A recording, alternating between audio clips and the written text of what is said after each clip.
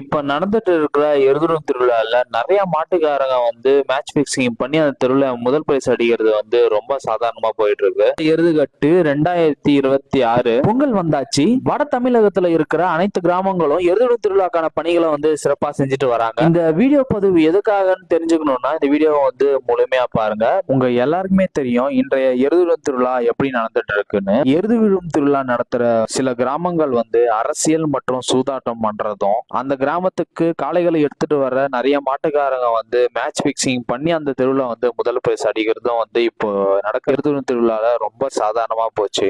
ஒரு சில மாட்டுக்காரங்க மற்றும் விழாக்குழு செய்யற தவறுனால நிறைய மாட்டுக்காரங்க வந்து பாதிப்படைகிறாங்க. காசு இருக்கு, பவர் இருக்குன்ற தைரியத்துல நீங்க எல்லா தெருவிலுமே இதே மாதிரி பண்ணிட்டு இருந்தீங்கன்னா ஃபர்ஸ்ட் 15 பரிசுகள் 20 பரிசுகள் நீங்களே வந்து இடம் பிடிச்சிட்டு போயிட்டு இருந்தீங்கன்னா அதுக்கு பின்னாடி வர்ற மாட்டின் உரிமையாளர்கள் வந்து பரிசு அடிச்சு கடைசியில வந்து தள்ளி தள்ளி வந்து லாஸ்டா பரிசு வாங்குறவங்க கூட பரிசு வாங்காம போயிடுறாங்க.